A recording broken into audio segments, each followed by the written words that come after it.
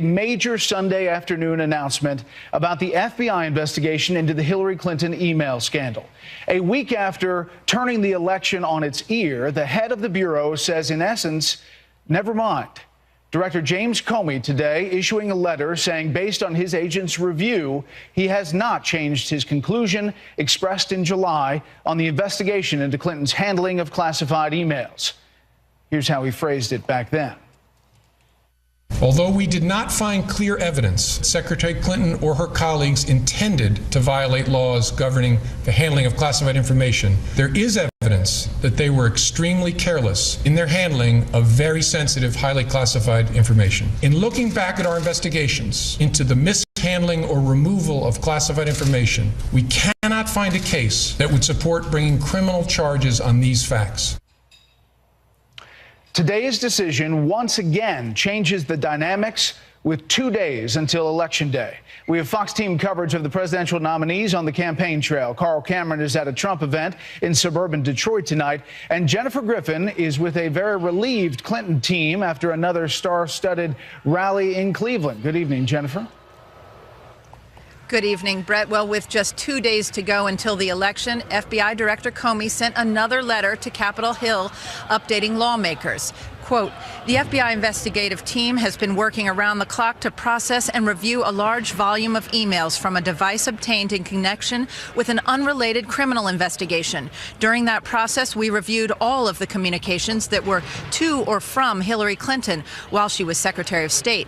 Based on our review, we have not changed our conclusions that we expressed in July with respect to Secretary Clinton. And tonight, a one-line statement from the Department of Justice, quote, the FBI and Department of Justice dedicated all necessary resources to conduct this review expeditiously. Hillary Clinton learned about the FBI Director James Comey's statement just before exiting her campaign plane in Ohio. Campaign staff read the news from a spokesman's iPhone. We're glad to see that that he has found, as we were confident that he would, that he has confirmed the conclusions that he really reached in July, and we're glad that this matter is resolved. On stage in Cleveland, she was joined by royalty, King James, LeBron James. She did not address the FBI's decision.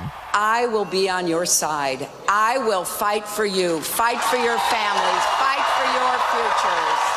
In these final days, it remains clear the campaign is concerned about turnout among African-American voters and waning enthusiasm in the wake of FBI Director James Comey's October surprise. Gone is the talk of winning deep red Texas or Georgia. Instead, the President, Bill Clinton, and Secretary Clinton all plan last-minute stops in a traditionally blue state that is receiving a lot of last-minute attention from Democrats in these final hours. Michigan does not have a large Latino population to neutralize concerns about low enthusiasm among African-American voters. Michigan does have a large Muslim American community, and tonight in New Hampshire, Hillary Clinton will be joined on stage by the voice that has become most prominent from that community, Kaiser Khan, the Gold Star father whose son was killed in Iraq and whose wife was insulted by Donald Trump. Brett? Jennifer Griffin, live at the Clinton campaign. Jennifer, thank you. News that the FBI director is reiterating his July statement of not moving forward with any criminal prosecution on the email matter for Hillary Clinton is not sitting well with Donald Trump and his supporters. House Speaker Paul Ryan, not an enthusiastic backer from the beginning of the nominee, says, quote, regardless of this decision, the undisputed finding of the FBI's investigation is that Secretary Clinton put our nation's secrets at risk and in doing so compromised our national security. She simply believes she's above the law and always plays by her own rules. Ryan continues in the statement by mentioning the GOP nominee by name, quote, let's bring the Clinton era to an end by voting for Donald Trump on Tuesday. On today's big FBI announcement from syndicated columnist Charles Krauthammer in Washington. Good evening, Charles. The FBI director saying basically that his statement in July stands. Here's another way FBI Director James Comey said that back in July. Certainly she should have known not to send classified information. As I said, that's the definition of negligent. I think she was extremely careless. I think she was negligent. That I could establish. What we can't establish is that she acted with the necessary criminal intent. So not moving forward on the email issue, recommending for a prosecution. Your thoughts today on this news and its impact? This is technically a win for Secretary Clinton, but I think politically it probably has zero effect, or if anything, a marginal net plus. Yes, she can cite this, but first of all, the verdict in July was rather mixed, even though she wasn't indicted. It was gross negligence, and you can, as you saw in the statement from Paul Ryan, that's enough to make a case against her. The second thing is it comes too late. In 32 hours, they're going to open the polls in Dixie Notch, New Hampshire. This is not enough time for this to be processed and for the exoneration, to the extent it is, to be sort of accepted and become part of the landscape.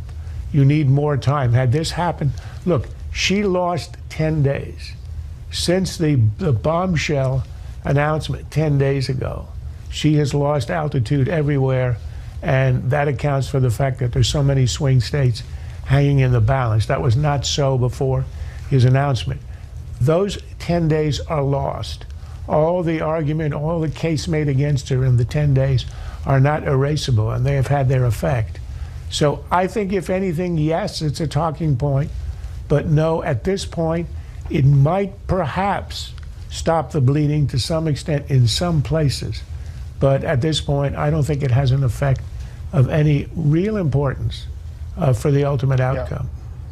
Democratic Senator Dianne Feinstein released a statement tonight in which she says the October surprise that came only 11 days before Election Day has unfairly hurt the campaign of one candidate and changed the tenor of this election. Today's letter makes Director Comey's actions 9 days ago even more troubling. There's no doubt that it created a false impression about the nature of the agency's inquiry. I believe the Justice Department needs to take a look at its procedures to prevent similar actions that could influence future elections. Well, she's right in one respect. This will never happen again. This was an all-time screw-up that will not be repeated. FBI intruding itself 3 times in a presidential election, and twice with less than 2 weeks to go, reversing itself. It's almost as if we had the Comey primary in July, the recount 10 days ago, and now the recount like Florida 2000, except it happened before the election. Will not happen again. Charles Krauthammer live in Washington. Charles, thanks.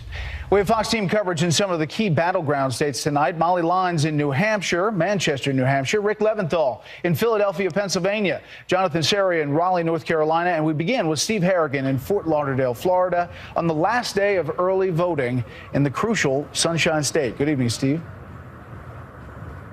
Good evening, Brett. Early voting here across the state of Florida is just about to wrap up in a few minutes' time.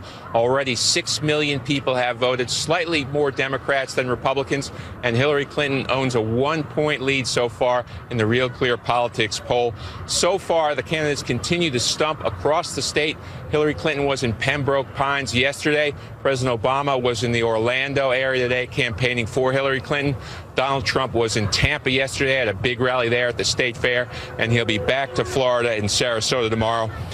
Obama managed to win here, a narrow win in Florida 4 years ago. He got a lot of help from African-American voters as well as young voters. So far in the early voting, both of those groups have been underperforming. If Hillary Clinton is going to win this state, she's going to need a lot of help from Hispanic voters. So far, they've been overperforming. A key demographic to look at, the Puerto Rican voters. The number of Puerto Ricans in Florida has doubled since the year 2000, in large part due to economic troubles on the island of Puerto Rico. They're traditionally more liberal than Cuban Americans, so that's a key demographic in what could be a very close race here in Florida. Now to my colleague Molly Lyons in Manchester, New Hampshire. Thank you, Steve. The Granite State has just 4 electoral college votes, but those meager 4 may prove to be very mighty, depending on how the victory math adds up. And that's why both parties' nominees are making appearances here in the Granite State. It is a very close race. According to the Real Clear Politics average, Donald Trump has a slight edge right now over Hillary Clinton with 1.6% up. Hillary Clinton is coming here tonight. She'll be holding a rally in Manchester. She'll be joined by yet another musician.